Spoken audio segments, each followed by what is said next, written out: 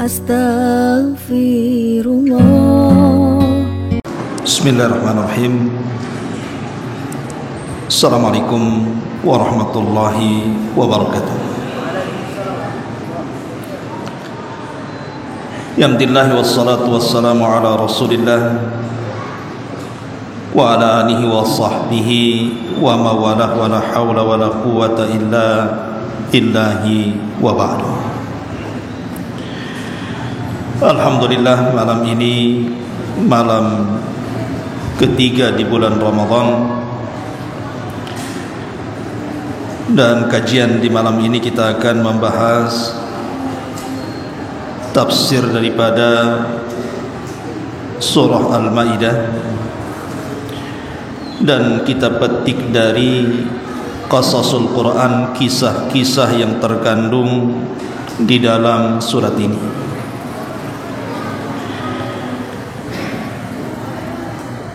Ada satu kisah menarik di dalam surah Al-Maidah ini tentang kisah Isa bin Maryam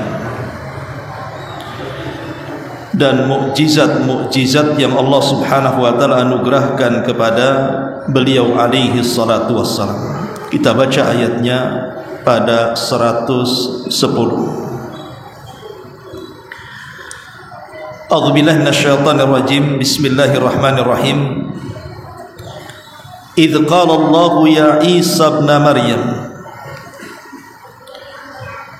udhkur ni'mati 'alaika wa 'ala walidayka wa 'ala walidatika idh ayyadtuka bi ruhil qudusi tukallimun nasa fil mahdi wa kahla wa idh 'allamtukal kitaba wal hikmata wat taurata wal injil wa idh takhluqu minat tini kahayati at-tayri bi idni fatanfuhu fiha fatakuna tayran bi idni wa tubri'ul akmah wal abrasa bi idni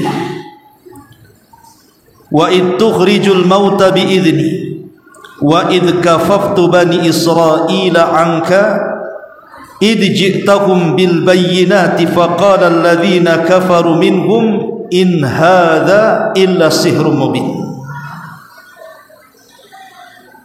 Dan ingatlah ketika Allah Subhanahu wa taala berfirman, wahai Isa putra Maryam, ingatlah nikmatku kepadamu dan kepada ibumu sewaktu aku menguatkan kamu dengan Ruhul Kudus. Engkau dapat berbicara dengan manusia pada waktu masih dalam buayan dan setelah dewasa. Dan ingatlah ketika aku mengajarkan menulis kepadamu, juga hikmah Taurat dan Injil. Dan ingatlah ketika engkau membentuk dari tanah berupa burung dengan seizinku, kemudian engkau meniupnya lalu menjadilah seekor burung yang sebenarnya dengan izinku. Dan ingatlah ketika engkau menyembuhkan orang-orang yang buta sejak lahir dan orang-orang yang berpenyakit kusta dengan izin.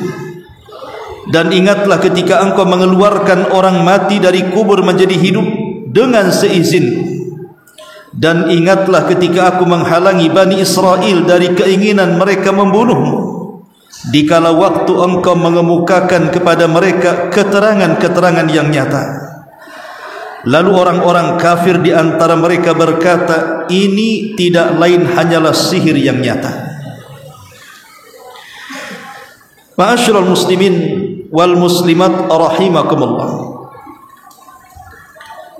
Nabiullah Isa bin Maryam adalah satu di antara ulul azmi minar rusul. Ulul azmi itu ada 5. Dimulai daripada Nuh alaihi salatu wassalam, kemudian setelahnya Ibrahim, kemudian setelahnya Musa, kemudian setelahnya Isa, dan yang terakhir Rasul kita Muhammad sallallahu alaihi wasallam. Lah Nabi Isa alaihi salatu wassalam adalah nabi dari yang terakhir dari nabi-nabi Bani Israel. Jadi Isa adalah nabi yang terakhir dari nabi-nabi Bani Israel. Dan kita tahu bahwa hampir secara keseluruhan para nabi dan rasul yang disebutkan di dalam Al-Quranul Karim, 25 nabi dan rasul, sebagian besarnya adalah nabi-nabi Bani Israel. Hanya 4 nabi saja yang disebut dengan nabi Arab, dimulai daripada Hud, kemudian Nabi Saleh, kemudian Nabi Syuaib, dan yang terakhir Nabi Arab adalah Nabi kita Muhammad sallallahu alaihi wasallam. Selain daripada 4 ini, semua nabi berasal dari Bani Israel. Lah nabi-nabi Bani Israel ditutup dengan kenabian Isa bin Maryam, karena setelah itu tidak ada nabi dari nabi-nabi Bani Israel setelahnya. Di dalam ayat ini Allah Subhanahu wa taala mengingatkan kepada Isa bin Maryam akan nikmat yang Allah anugerahkan kepada dia, di mana Isa ini diberikan mukjizat oleh Allah Subhanahu wa taala sejak kelahirannya. Jadi saat Maryam mengandung kemudian melahirkan Isa bin Maryam, maka Bani Israel menuduh Maryam itu berzina. Bagaimana tidak? Dia tidak memiliki suami, kenapa punya anak? Padahal dia adalah bagian daripada mukjizat Allah Subhanahu wa taala. Karena Allah Subhanahu wa taala sanggup menciptakan manusia tanpa ayah dan ibu seperti Adam. Allah sanggup juga menciptakan manusia tanpa ibu seperti Hawa. Dan Allah Subhanahu wa taala sanggup menciptakan manusia tanpa ayah seperti Isa, dan Allah juga sanggup menciptakan manusia dengan adanya ayah dan ibu seperti kita. Lah saat Isa bin Maryam masih kecil, ibunya kan dituduh dia sebagai pezina. Tetapi kemudian Allah Subhanahu wa taala membuat Isa bayi bicara dan membela ibunya yang dituduh sebagai wanita pezina kala itu. Ada satu kisah menarik dalam dunia Islam. Ada seorang ulama besar, saya lupa namanya, karena perkataannya selalu dinukilkan oleh Syekhul Islam Ibnu Taimiyah rahimahullahu taala. Ulama ini diundang oleh salah satu raja daripada raja-raja Nasrani. Datanglah kemudian ulama ini. Ketika datang kemudian pintu istananya tertutup rapat, dia tidak bisa masuk, kecuali hanya ada satu lubang di bawah pintu yang ia harus masuk lewat kepala, dan ketika masuk ke dalam istana dalam posisi sujud. Rupanya itu rencana si raja Nasrani, karena dia mengatakan tidak ada yang boleh datang ke istanaku kecuali datang dengan posisi sujud. Oh ya, nama ulamanya Al-Imam Al-Baqillani. Jadi Imam Al-Baqillani. Lah Imam Baqillani ini terkenal cerdasnya. Dia tahu kalau seandainya dia masuk dulu kepalanya, tentu posisinya sujud. Kalau posisi sujud berarti dia sujud kepada raja. Jadi dia putar otaknya, dia masuk kakinya dulu. Jadi kalau nanti dia masuk kepada istana kan posisinya nungging kan? Sebab kalau kepala dulu kan posisinya sujud, dia tidak mau. Akhirnya dia kakinya dulu masuk. Jadi sang raja geleng-geleng, rupanya cerdas juga ulama ini kata. Kusuruh sujud malah nunggingi saya kata. Akhirnya dia pun berhasil masuk ke istana.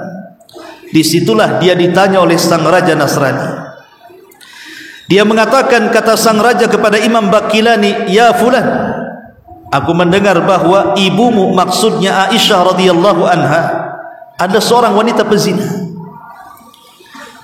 Karena kita tahu dalam hadis ifki itu, dalam hadis Bukhari yang panjang sekali, kan ada tuduhan kepada Aisyah radhiyallahu anha pernah berzina dengan Safwan ibn Mu'attid.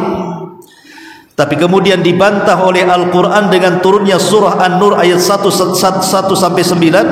yang membersihkan bahwa Aisyah tidak pernah berzina. Itu hanya tuduhan Abdullah ibn Ubay ibn Sabah, seorang tokoh munafik, menyakiti Rasul dengan menuduh Aisyah berzina.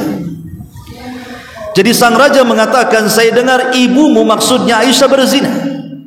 Apakah itu betul kabarnya? Maka Imam Baqillani kemudian mengatakan, baik, saya akan samakan antara ibuku dengan ibumu. Maksudnya ibuku maksudnya Aisyah, dan ibumu Maryam, karena orang Nasrani menganggap Maryam sebagai ibu mereka. Kata Imam Baqillani, bagaimana pendapat kamu? Maryam ini dia tidak punya suami, tapi dia mengandung Isa bin Maryam. Sementara ibu kami Aisyah radhiyallahu anha punya suami dan tidak mengandung. Kira-kira dari dua wanita ini yang pantas dituduh berzina, kira-kira siapa?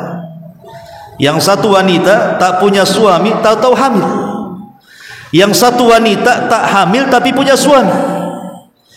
Kira-kira yang berhak dituduh berzina Maryam atau ibu kami Aisyah radhiyallahu anha? Logika, tentu yang tidak punya suami kemudian hamil, anak siapa ini? Tetapi kata Imam Baqillani, aku yakin ibuku bersih dan ibu kalian juga bersih, tidak mungkin berzina. Syahidnya di sini adalah dua wanita itu adalah wanita suci, baik Aisyah ataupun Maryam bintu Imran, ibunda Isa bin Maryam. Lah saat dia melahirkan Isa ini kemudian memberikan keterangan kepada Bani Israel bahwa ibunya tidak berzina, bahwa dia adalah Nabi utusan Allah subhanahu wa ta'ala, dia hamba Allah, dan macam-macam diucapkan padahal dia masih bayi itu. Itulah salah satu mukjizat Isa bin Maryam, di antara satu dari 4 bayi yang bisa bicara dalam buayan, salah satunya Isa bin Maryam. Lah Isa bin Maryam ini ketika tumbuh menjadi anak remaja, anak-anak belum balik, Allah subhanahu wa ta'ala sudah berikan mukjizat yang aneh kepadanya. Apabila dia bermain dengan sesama anak-anak sebaya dia, maka Isa ini terkadang selalu menebak sesuatu di rumah-rumah mereka. Pamannya ada anak-anak sebaya mereka mungkin usia 8-7 tahun gitu kan. Di rumahmu pasti ada makanan ini, makanan itu. Padahal Isa kan tidak pernah masuk ke rumah dia. Akhirnya kemudian anak ini menghabarkan kepada ibunya bahwa Isa mengatakan di rumah kita ada ini dan itu. Rupanya apa yang ditebak Isa bin Maryam itu benar. Sehingga kemudian berita ini menjadi geger di tengah-tengah Bani Israel, padahal usia Isa ini belum balik. Sampai akhirnya kemudian berita Isa ini anak ajaib sampai ke Raja Persia. Raja Persia ini akhirnya bermimpi, jangan-jangan kemudian anak yang ajaib yang bisa menebak perkara-perkara gaib yang ada di Baitul Maqdis itu adalah anak kecil yang dimimpikan dia bahwa dia akan tumbuh dewasa dan akan menghancurkan kekuasaannya. Dari situ akhirnya Raja Persia menghubungi Raja Romawi untuk membunuh anak ini dan juga membunuh ibunya Maryam bintu Imran. Karena desakan dari Raja Persia, akhirnya Raja Romawi pun mengirim pasukan untuk mencari anak kecil ini, Isa bin Maryam dan juga ibunya. Maka Jibril memberitahu kemudian Maryam agar pergi dari Baitul Maqdis, bersembunyi karena dia sudah menjadi target pembunuhan. Akhirnya Isa dan ibunya yang membawa Isa, ada yang mengatakan dalam riwayat ke Mesir, ada yang mengatakan ke Damaskus. Akhirnya kemudian Maryam dan juga Isa bersembunyi di atas bukit ketinggian. Di situ Allah subhanahu wa ta'ala sudah sediakan makanan, sudah sediakan minuman, sehingga bertahun-tahun Isa hidup di situ. Sampai akhirnya kemudian berjumpa dengan orang baik, walaupun dia bukan orang Arab, tetapi suka merawat anak-anak yatim, merawat orang-orang miskin. Maka Maryam dan putranya Isa pun bergabung dengan orang baik ini dan dirawat sampai usia Isa belasan tahun. Setelah kemudian Isa 13-14 tahun, maka Maryam bintu Imran pun kemudian membawa Isa kembali ke Baitul Maqdis. Karena bagaimanapun di Baitul Maqdis, di sana ada Nabi Allah Zakaria yang telah mengurus Maryam sedari kecil. Kemudian juga di sana ada putranya Yahya bin Zakaria yang sudah besar dan menjadi nabi. Maka berangkatlah kemudian Maryam dengan Isa dan bergabung di Baitul Maqdis. Disitulah 3 nabi berkumpul dalam satu waktu. Di situ ada Zakaria, di situ ada Yahya, di situ ada Isa bin Maryam.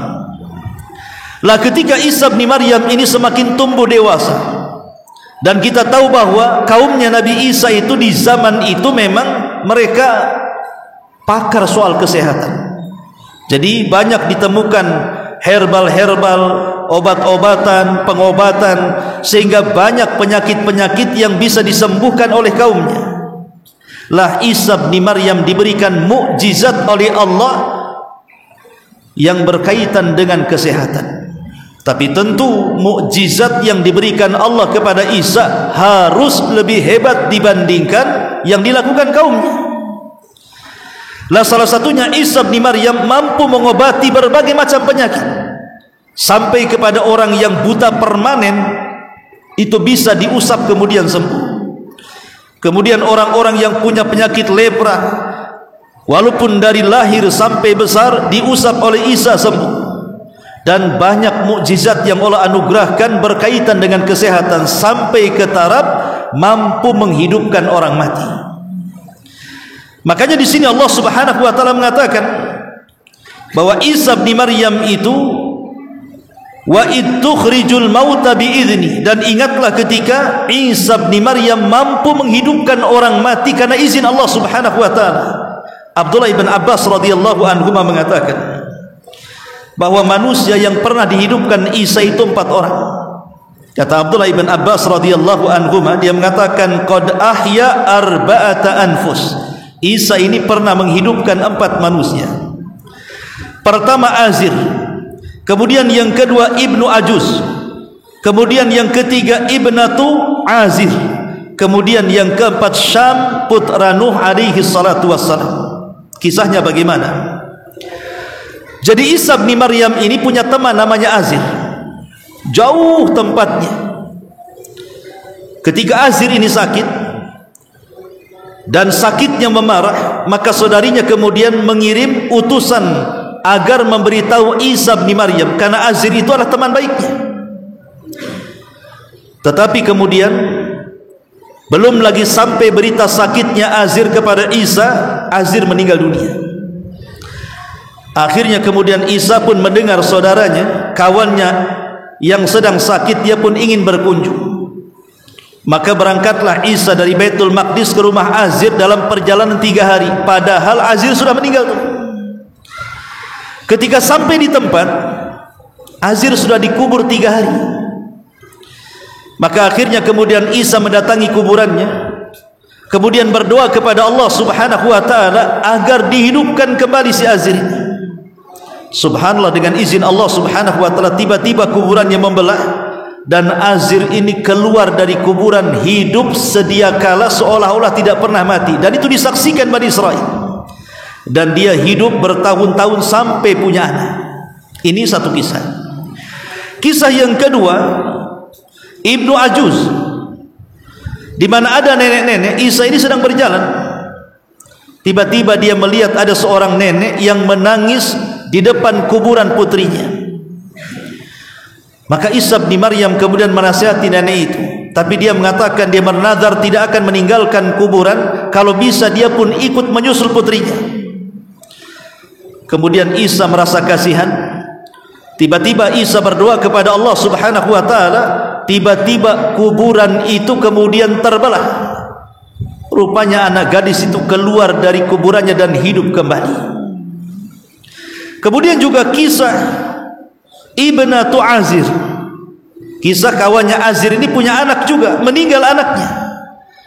Kemudian dia datang kepada Isa minta agar putranya dihidupkan kembali. Maka Isa berdoa kepada Allah Subhanahu wa taala agar putranya Azir ini dihidupkan. Dengan izin Allah, putranya akhirnya hidup kembali.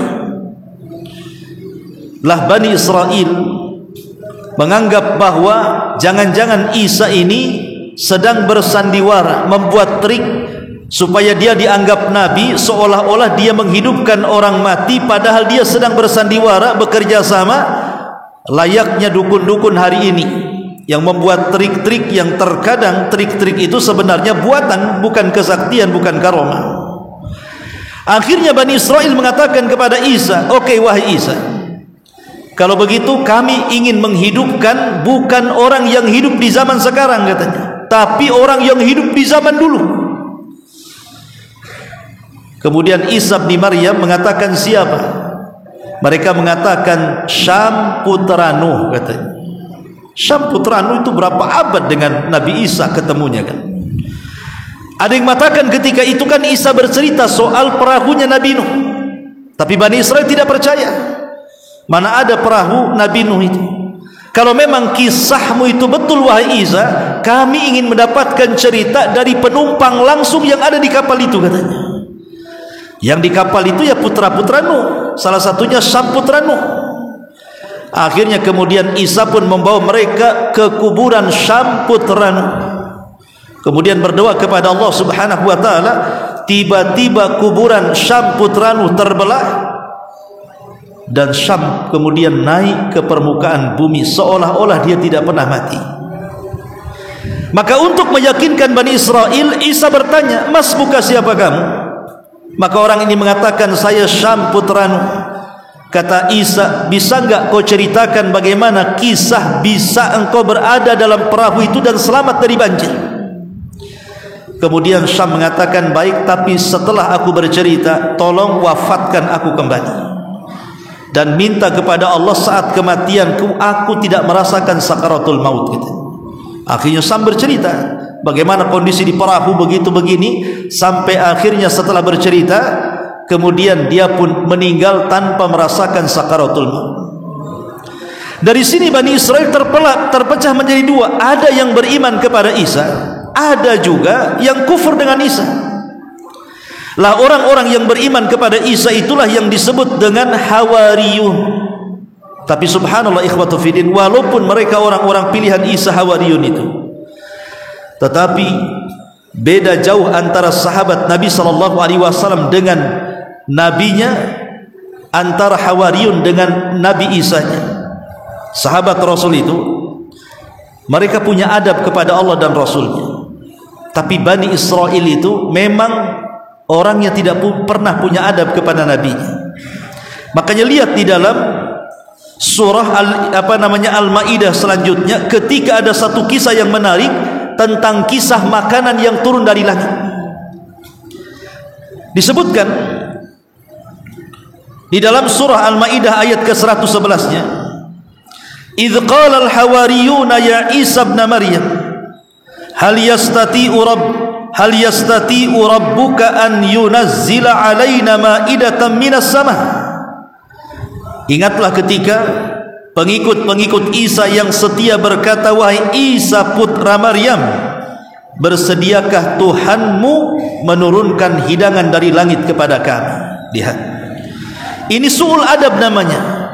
Ini namanya buruk adab kepada Nabi.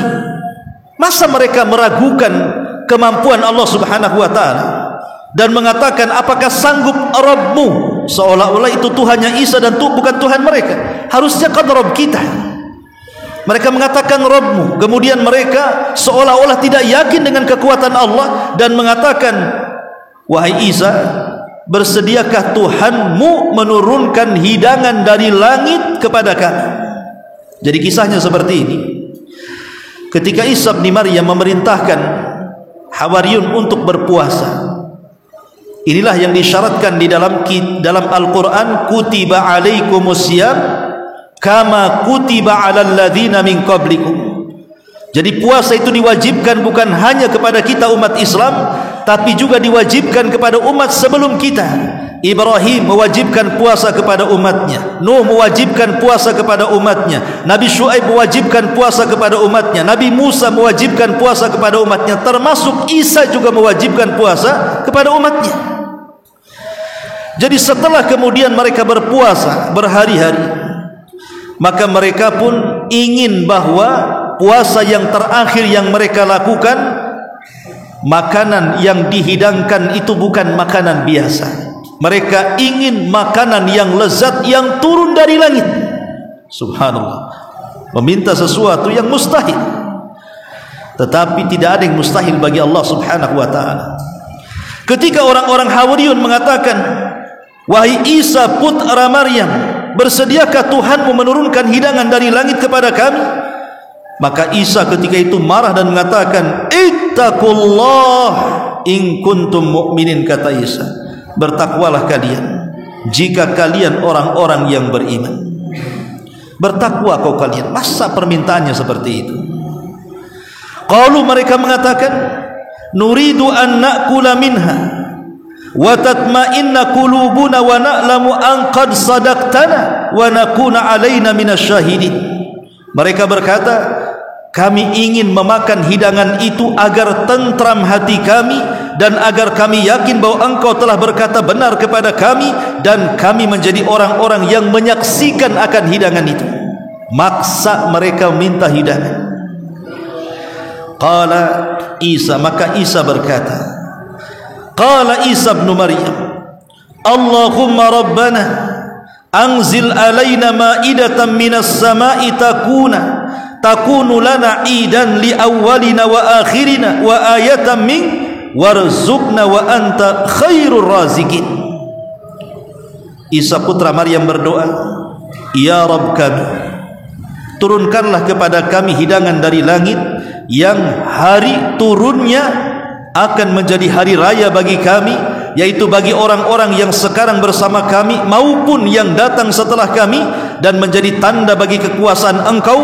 Berilah kami rizki dan engkaulah sebaik-baik pemberi rizki. Ketika Isa berdoa kepada Allah, maka Isa memberikan syarat kepada Bani Israel, baik, saya akan penuhi keinginan kalian, saya akan berdoa kepada Allah agar Allah menurunkan ma'idatan minas sama, hidangan yang lezat dari langit. Tapi ingat, setelah hidangan ini turun kepada kalian, kalau ada di antara kalian yang kufur setelahnya, yang mendustakan aku setelahnya, maka kalian akan diazab oleh Allah dengan azab yang belum pernah terjadi sebelum kalian dan sesudah kalian. Ketakutan mereka. Makanya Allah mengatakan, qala Allah inni munazziluha alaikum faman yakfur ba'du minkum fa inni u'adzibuhu adzaban la u'adzibuhu ahadan minal alamin. Maka Allah berfirman, sungguh aku akan menurunkan hidangan itu kepadamu, tetapi barang siapa yang kafir di antara kalian setelah turunnya hidangan itu, maka sungguh aku akan mengazabnya dengan azab yang tidak pernah aku azab kepada siapapun di alam semesta ini. Subhanallah. Bagaimana Allah Subhanahu wa taala murka dan menyuruh Isa mengatakan ini kepada Hawariyun, baik, Allah akan penuhi keinginan kalian, sebentar lagi akan turun hidangan dari langit untuk kalian. Tapi ingat, setelah hidangan ini turun, siapapun yang kufur, maka kalian akan diazab oleh Allah Subhanahu wa taala seazab-azabnya. Akhirnya Isa bin Maryam kemudian memerintahkan mereka berpuasa lagi. Akhirnya mereka berpuasa. Ketika saatnya berbuka, tiba-tiba hidangan itu turun dari langit. Sebagian ulama tafsir mengatakan apa bentuk hidangan itu. Ada yang mengatakan bahwa hidangan yang turun dari langit itu adalah sab'atu ahwatin minas sama, 7 jenis ikan yang sangat lezat yang turun dari langit, wa sab'atu arghufatin, dan 7 jenis roti yang sangat lezat dari langit. Ini satu riwayat. Riwayat yang lain mengatakan bahwa hidangan itu adalah buah-buahan yang Allah Subhanahu wa taala turunkan langsung dari sorga. Jadi buah-buahan dan makanan-makanan yang Allah turunkan langsung dari sorga. Bayangkan, makanan sorga, buah-buahan sorga yang Nabi SAW katakan, ma la ainun ra'at wa la udhunun sami'at wa la khatara ala qalbi bashar. Nikmatnya tidak pernah dilihat mata, tidak pernah didengar telinga, terlintas dalam otak manusia pun tidak bisa. Saking lezatnya. Itu hidangan turun dari langit. Ketika hidangan itu sudah turun, Hawariyun tidak berani mendekat. Kenapa tidak berani mendekat? Takut dengan ancaman dari Allah Subhanahu wa ta'ala. Kalau mereka memakan hidangan itu, kemudian setelah memakan itu mereka kufur, maka mereka akan diazab oleh Allah Subhanahu wa ta'ala. Maka mereka diam saja. Maka Isa mengatakan, kenapa kalian tidak makan? Bukankah kalian yang meminta? Akhirnya karena mereka terdiam, maka Isa bin Maryam mengundang seluruh fuqara wal masakin untuk datang dari mana-mana dan memakan hidangan itu. Sampai dijelaskan, yang datang dari fuqara wal masakin untuk memakan hidangan itu nahwa 7,000, sekitar 7.000 manusia datang dari berbagai macam tempat dari kalangan fuqara wal masakin, makan dari makanan yang lezat itu. Bahkan dikisahkan setiap ada orang yang sakit kemudian makan dari hidangan itu langsung sembuh. Pamannya orang stroke, makan hidangan itu tiba-tiba bisa berjalan. Orang asam urat, makan dari hidangan itu hilang asam uratnya. Kolesterol langsung normal, gula darah langsung normal. Apalagi semua penyakit yang makan dari hidangan itu semua sembuh. Subhanallah. Ya. Akhirnya kemudian Hawariyun pun karena melihat orang-orang fuqara wal masakin makan, ya terpaksa ingin ikut juga makan. Akhirnya mereka pun makan. Jadi setiap mereka puasa, nanti saat berbuka turun hidangan itu, dan itu berhari-hari sampai pada waktunya. Tiba-tiba ketika mereka berpuasa, rupanya hidangan itu tidak turun lagi hidangan itu. Sehingga kemudian Bani Israel datang kepada Isa bin Maryam, kenapa ya Isa hidangan itu tidak turun lagi, katanya. Isa bin Maryam mengatakan, di antara kalian ada yang berkhianat kepada Allah. Cari orang itu, karena sebab orang itu Allah tidak turunkan lagi hidangan itu. Akhirnya dicari-cari, ketemu orang yang berkhianat itu. Rupanya dia berkhianat apa? Mengambil makanan itu kemudian ditimbun di rumahnya. Padahal tidak boleh menimbun. Ya makan-makan gitu saja, tapi tidak boleh dibawa balik apalagi sampai menimbun. Lah sejak saat itu karena ada pengkhianatan dari Bani Israel, mereka berkhianat kepada Allah dan Rasulnya. Akhirnya mereka pun tidak merasakan lagi ma'idatan minas sama, hidangan yang turun dari langit yang begitu lezat yang Allah Subhanahu wa ta'ala anugerahkan kepada mereka. Tetapi yang namanya Bani Israel tetap saja, walaupun sudah diancam oleh Isa bin Maryam, siapa yang makan dari hidangan itu kalau sampai kufur maka mereka akan diazab. Tetap saja sebagian mereka terpecah menjadi dua. Ada yang kembali kufur, ada yang tetap beriman kepada Allah Azza wa Jalla. Lah peristiwa tentang Maidah minas sama ini menggegerkan kerajaan. Dan tentu politik ikhwan, kalau Isa semakin banyak pengikutnya, dengan diberikan mukjizat oleh Allah sehingga banyak yang tertarik dengan ajaran Isa bin Maryam, ini bisa menggoncang kerajaan. Bisa menggoncang kerajaan. Akhirnya kemudian dari situlah Raja Romawi bertekad untuk membunuh Isa bin Maryam, yang sebelumnya mereka sudah membunuh Yahya ibn Zakaria dengan dipenggal kepalanya dan dijadikan mahar untuk wanita pelacur. Kemudian setelah itu mereka pun membantai Nabi Zakaria dengan menggergaji saat dia bersembunyi di pohon. Terakhir mereka bidikannya kepada Isa bin Maryam. Makanya Allah Subhanahu wa ta'ala kemudian menggambarkan di dalam Al-Quran bagaimana Allah mengangkat Isa saat tragedi pembunuhan itu. Jadi ketika prajurit datang, kemudian mereka pun mengelilingi markas Isa bin Maryam. Kebetulan Isa itu sedang bersama 12 Hawariyun, orang-orang pilihan. Kemudian Isa mengatakan kepada 12 Hawariyun, orang-orang pilihan, siapa di antara kalian yang mau keserupakan wajahnya dengan wajah, tapi dia akan ditangkap, dia akan disalib, dia akan dibunuh, sebagai imbalannya dia akan menjadi temanku di sorga. Rupanya yang paling muda di antara Hawariyun mau dan mengatakan, saya wahai Isa bin Maryam, umpankan saya sebagai umpannya.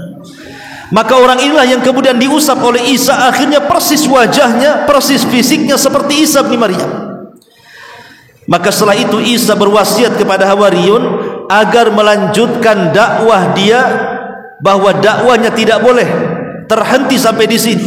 Mereka harus ke desa-desa, ke kota-kota, ke daerah-daerah, lanjutkan dakwahnya. Isa berpesan seperti itu. Maka Isa pun kemudian tidur di tengah-tengah Hawariyun. Saat ditidurkan itulah Allah angkat Isa sampai ke langit kedua. Itulah yang pernah dijumpai Rasul dalam peristiwa Isra dan Mi'raj, bahwa satu-satunya Nabi yang masih hidup di langit dengan ruh dan jasad hanyalah Isa bin Maryam. Adapun para nabi yang ditemui Rasul di langit itu semua adalah ruhnya yang digambarkan dengan fisiknya. Lah dari sinilah kemudian orang Yahudi kemudian datang, sebagian Hawariyun sudah lari, yang tersisa satu orang, itulah yang diserupakan ditangkap, diseret, kemudian disalib, kemudian dibunuh. Dan Yahudi mengatakan qatalnal Masih ibn Maryam, kami sudah membunuh Isa bin Maryam. Maka Allah bantah dalam Al-Quran, wa ma qataluhu wa ma sallabuhu walakin syubbiha lahu. Isa tidak ditangkap, Isa tidak disalib, Isa tidak dibunuh, bahkan Isa diserupakan. Bal rafa'ahu Allahu ila sama, bahkan Isa diangkat ke langit.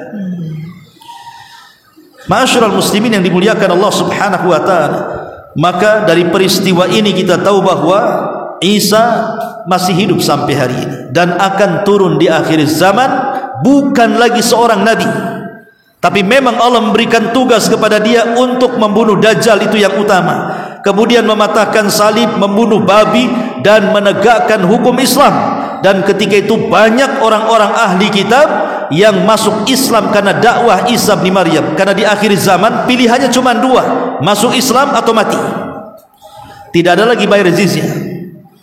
Maka banyak ahli kitab yang kemudian masuk Islam. Itulah yang diisyaratkan dalam Al-Quran, wa im min ahlil kitab illa la yu'minanna bihi qabla mautihi. Dan sebagian besar ahli kitab akan beriman sebelum kematian Isa bin Maryam. Ma'asyiral muslimin yang dimuliakan Allah Azza wa Jalla, ada yang mengatakan Isa hidup 40 tahun setelahnya sampai dia melaksanakan haji dan umrah, baru kemudian dia pun meninggal dunia. Itulah kisah mukjizat Isa ibnu Maryam yang disebutkan dalam surah Al-Maidah ayat 110 dan 111. Subhanallah bihamdika asyhadu an la ilaha illa anta astaghfiruka wa atubu ilaik. Allahu taala alam. Assalamualaikum warahmatullahi wabarakatuh.